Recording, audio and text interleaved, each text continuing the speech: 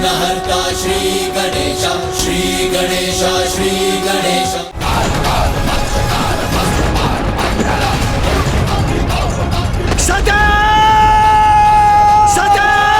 तो अब महादेव को कौन शांत करने वाले थे ब्राह्मण देवता? माता शैलपुत्री।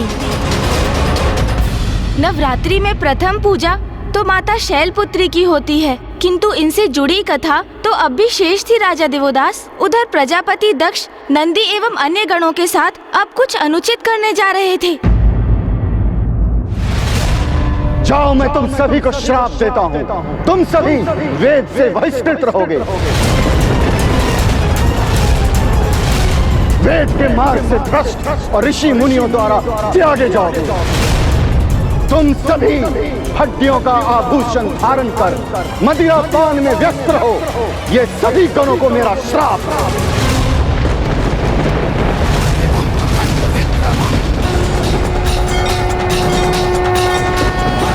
ये तीव्र वायु प्रवाह, ये प्रचंड ध्वनि, ऐसा अंधकार, ये सब क्या हो रहा है?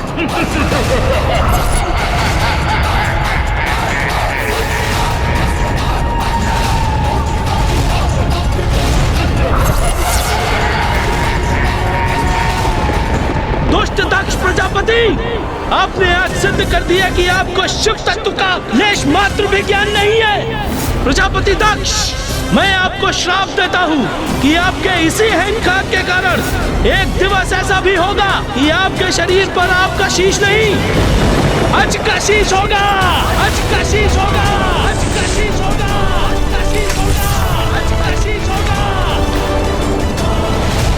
जो धर्म का पालन ही नहीं करते, वो श्राप दे भी तो क्या है, उसका श्राप फलित ही नहीं होगा।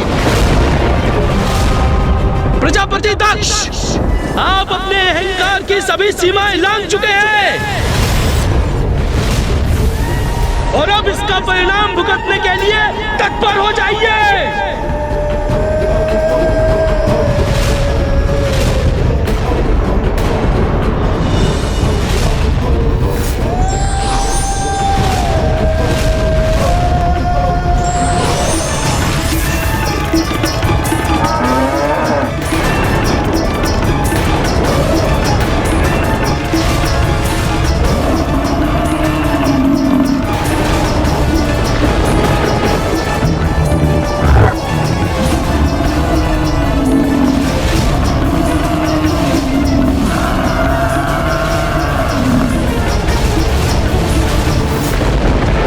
नंदे, नंदे, नंदे।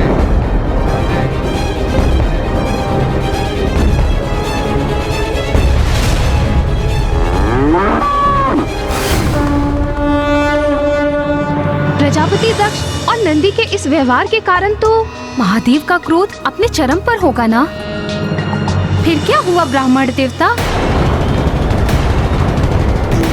महादेव तो स्वयं परम ब्रह्म है, अनादि हैं, अनंत हैं और किसी भी शाप से परे।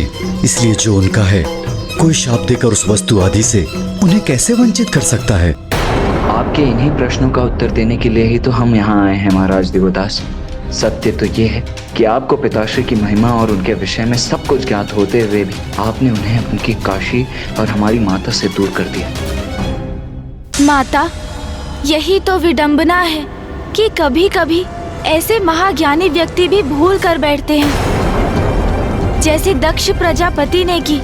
स्वयं परम ज्ञानी होते हुए भी दंभ और अहंकार के मद में उन्हें सर्वोच्च होने की भ्रांति हो गई थी और उन्होंने तो ये भी मान लिया था कि वो तो ईश्वर से भी ऊंचे पद पर स्थापित है। और इसी भ्रम के कारण एक ऐसी घटना घटित हुई जिसका बहुत भीषण परिणाम हुआ।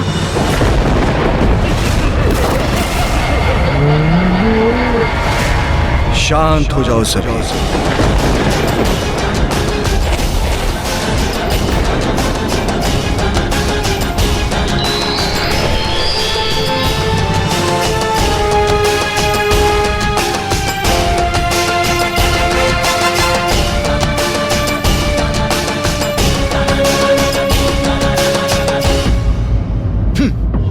मुझे आतंकित करेंगे इन अघोरी के गण। महादेव ने गढ़ों को रोककर उचित ही किया। नंदे, तुम तो परम ज्ञानी हो, इसलिए तुम्हें तो अपने क्रोध पर नियंत्रण रखना चाहिए, अन्यथा तुम्हारे ज्ञान का क्या लाभ। प्रभु, प्रजापति दक्ष अपनी सभी सीमाएं लांघ चुके थे, इसलिए मैं उत्तेजित हो गया। इन्होंने तो इतना दुस्साहस कर दिया कि आपको भी एक... उन्होंने मुझे श्राप दिया। मैं इन कुलहीन, कुसंस्कारी, दुष्ट प्रवृत्तिधारी, शमशान में निवास करने वाले को श्राप देता हूं। नंदे, तुम ये कैसे भूल गए कि कोई मुझे श्राप नहीं दे सकता? तुम कैसे भूल गए कि मैं ही यज्ञ हूं, मैं ही यज्ञ कर्म हूं, और यज्ञ के सभी साधन भी मैं हूं।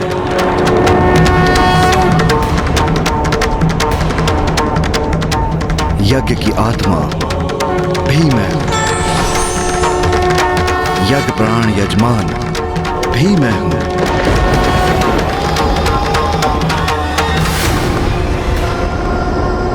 और जो यज्ञ से बहिष्कृत हैं, वो भी मैं हूं।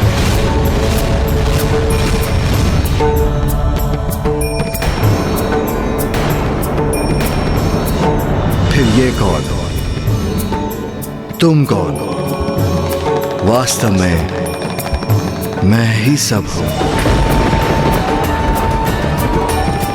अच्छा, तो इतना अभिमान है इन्हें, मेरे श्राप को व्यर्थ बताकर अपनी महिमा का बखान कर रहे हैं ये वनवासी। महादेव, उससे बहुत बड़ी भूल हो गई, मुझे क्षमा कर दीजिए प्रभु। ऋषभ के सिंह भी घातक होते हैं। अघोरी और उसका गण विचित्र स्वांग रच रहे हैं यहाँ। भूल का आभास व्यक्ति के हृदय को निर्मल कर देता है, और फिर भूल कैसी भी हो, व्यक्ति क्षमा योग्य हो जाता है। चलो नंदे,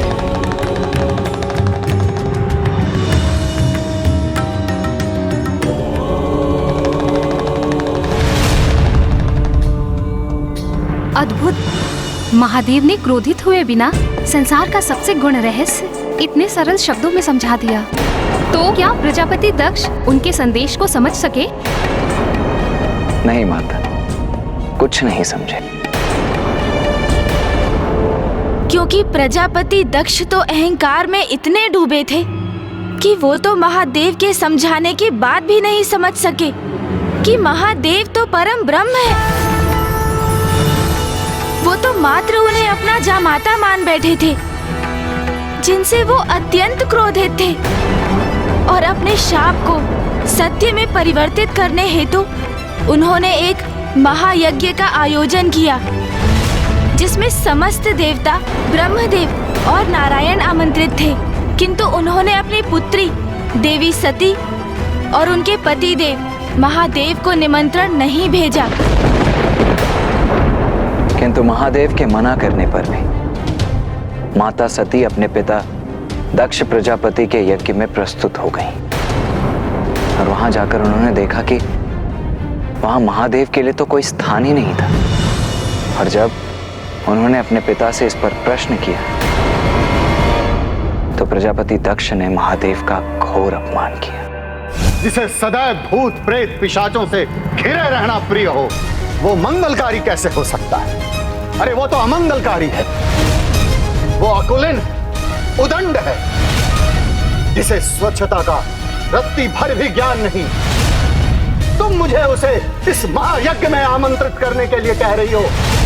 अरे उसे इस महायज्ञ में तो क्या, मैं किसी यज्ञ में आमंत्रित नहीं करूंगा। माता उस यज्ञ में गई ही क्यों, जहाँ वो आमंत्रित ही नहीं थी? माता, यही तो प्रभु की महालीला है। नंदी जी ने जो शाप प्रजापति दक्ष को दिया था, उसे तो पूर्ण होना ही था ना। मैं आपको श्राप देता हूँ कि आपके इसी अहंकार के कारण एक दिवस ऐसा भी होगा कि आपके शरीर पर आपका शीश नहीं, अज का शीश होगा। तो ये घटना उसी का निमित्त बनी। माता सती समझ चुकी थी कि एकमात्र प्रभु रौद्र रूप में ही दक्ष एवं उनके सहयोगियों का अहंकार मिटा सकते हैं और महादेव का रुद्र रूप जागृत करने हेतु माता ने उसी महायज्ञ में स्वयं का दाह कर दिया। हे योगाग्र, प्रकट हुई और अपने में समा के भस्म कर दीजिए मुझे।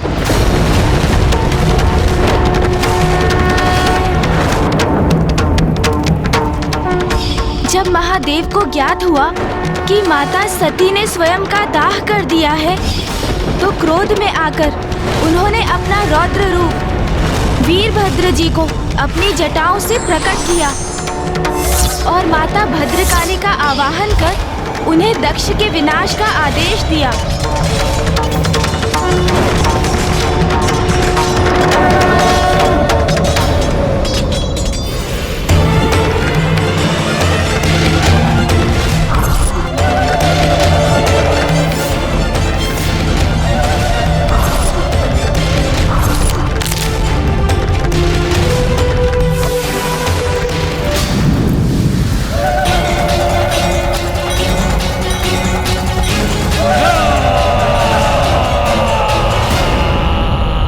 वहां अपनी संहार लीला के उपरांत वीरभद्र और माता भद्रकाली ने दक्ष प्रजापति के राजभवन से प्रस्थान कर दिया।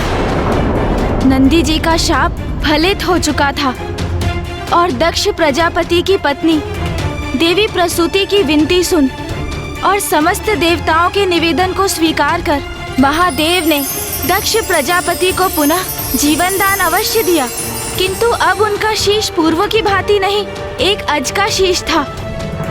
जहां एक और महादेव अपनी प्रिय देवी सती को खोकर शुद्ध और अशांत थे, वहीं दूसरी ओर वीरभद्र और मां भद्रकाली अभी भी रोष से भरे आगे बढ़ते जा रहे थे। समय के साथ मां भद्रकाली का क्रोध तो शांत हो गया, किंतु उन्हें आभास हुआ कि वीरभद्र अभी भी अत्यंत क्रुद्ध और रोष में थे, जिसके कारण सृष्टि में विनाश की स्थिति उत्पन्न हो चुकी थी। ये क्या? इनका क्रोध तो शांत ही नहीं हो रहा है। और इसी प्रकार आगे बढ़ते बढ़ते वीरभद्र जी और माता भद्रकाली गोदावरी नदी के तट तक पहुंच गए।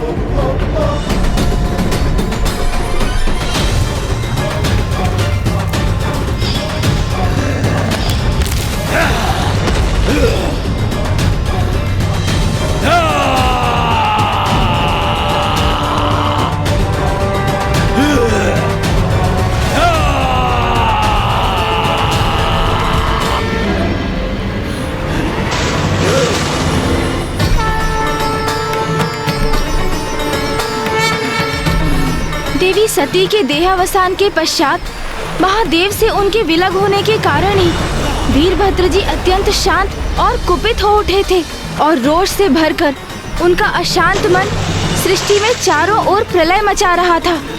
अब अवश्य शांत होंगे प्रभु।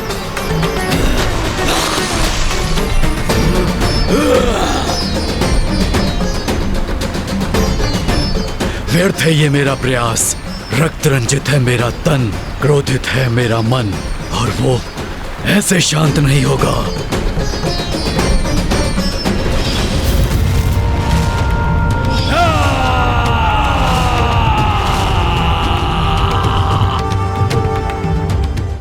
एक ओर गोदावरी नदी के तट पर वीरभद्र जी का क्रोध ज्वालामुखी के समान फटने ही जा रहा था और दूसरी ओर दक्ष प्रजापति के राजभवन में महादेव देवी सती के पार्थिव शरीर को अपनी भुजाओं में भर स्वयं पर नियंत्रण खो बैठे थे।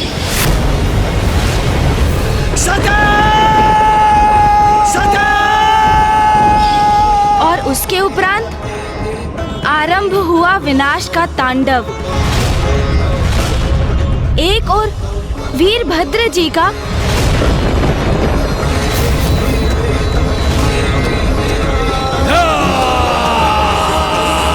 तो दूसरी ओर स्वयं महादेव का।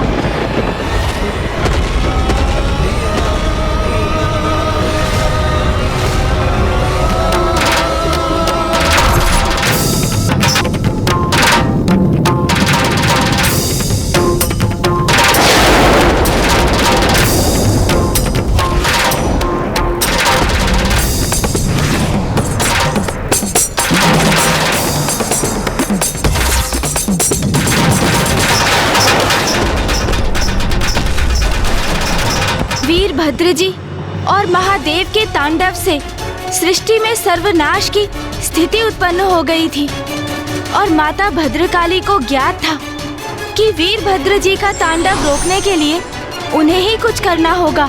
तब माता भद्रकाली ने वीरभद्र जी को शांत करने का निश्चय किया।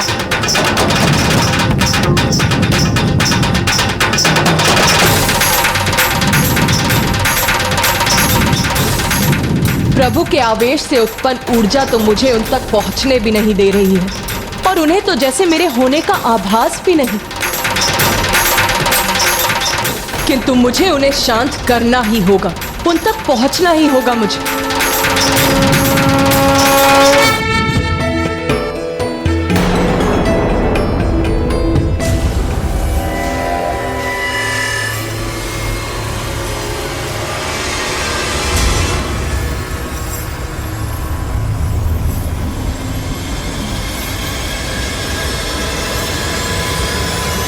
माता भद्रकाली जल में विलीन हो गई, किंतु इससे वीरभद्र जी का क्रोध कैसे शांत होने वाला था?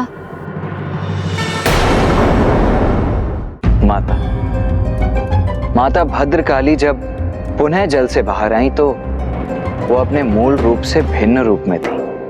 अर्थात ब्राह्मण देवता, क्या था उनका रूप?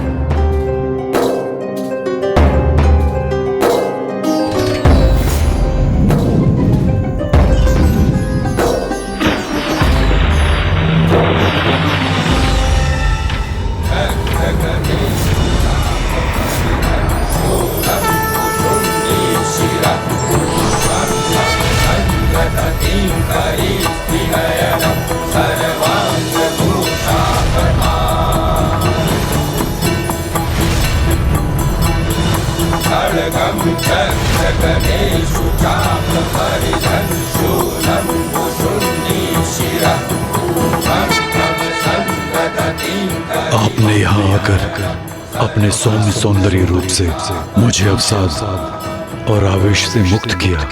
मैं आपका साथ पा सकूं, ये मेरी इच्छा है। कहिए देवी, क्या आप मुझसे विवाह करना स्वीकार करेंगी?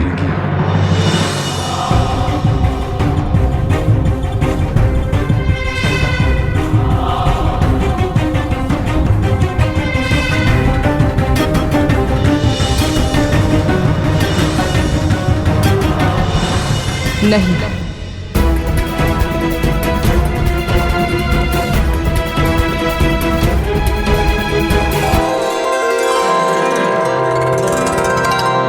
स्वामी, पाणी ग्रहण संस्कार के पूर्व आपको मेरा स्पर्श करने की अनुमति नहीं। अर्थात माता वीरभद्र जी से विवाह के लिए तैयार हो गईं।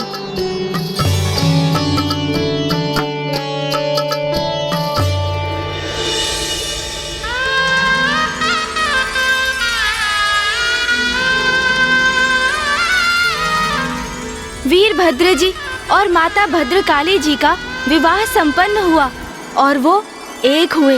इस प्रकार माँ भद्रकाली ने क्रोधित एवं शुद्ध वीरभद्र जी का क्रोध पूर्णतः शांत कर दिया। और महादेव को कौन शांत करने वाला था? और उनका तांडव कौन रोकने वाला था?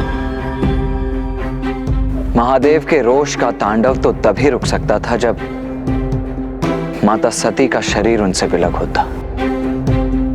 इसीलिए देवताओं ने श्री हरि नारायण से प्रार्थना की कि वो इस स्थिति में हस्तक्षेप कर उसे संभाले। श्री हरि नारायण के सुदर्शन चक्र ने माता सती के पार्थिव देह को 51 भागों में विभक्त कर महादेव से पृथक कर दिया और फिर माता सती के देह के अंश जहाँ जहाँ पृथ्वी पर गिरे वहाँ वहाँ शक्तिपीठ स्थापित हुए। एक और माता भद्रकाली से वीरभद्र जी का विवाह उनके शांत होने का कारण बना, तो वहीं दूसरी ओर देवी सती का संसार से लोभ उनके सौम्य रूप से रौद्र रूप में परिवर्तन का कारण बना।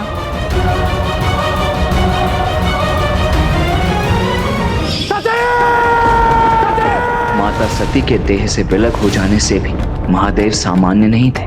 वो तो संसार से विरक्त होकर गहन समाधि में प्रवेश कर चुके थे, जो सृष्टि के हित में नहीं था। क्योंकि संसार के हित के लिए महादेव और माता आदि शक्ति का एक साथ रहना तो अनिवार्य है, तभी सृष्टि का संतुलन स्थापित रहता है। महादेव और माता शक्ति विलग होते हैं तो संसार का ह्रास होने लगता है। महादेव और माता आदि शक्ति यदि विलग होते हैं तो पाप और बुराई अपने पैर पसारने लगते हैं।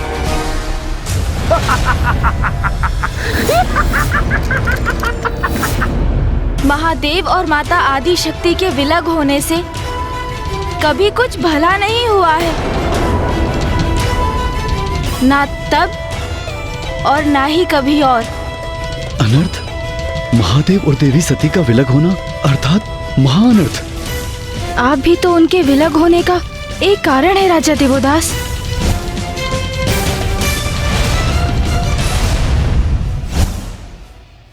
महादेव तो समाधि में चले गए थे, किंतु सती माता तो थी नहीं, तो महादेव को उनकी अवस्था से कौन निकालने वाला था? माता शैलपुत्री। शैलसुता है जग कल्याणी, जय मां शैलपुत्री। महादेव को पूर्ण किया तूने, तू है मां अधिष्ठात्री। क्रोध और अहंकार पर नियंत्रण आवश्यक है, उसी में स्वयं और लोक का कल्याण निहित है।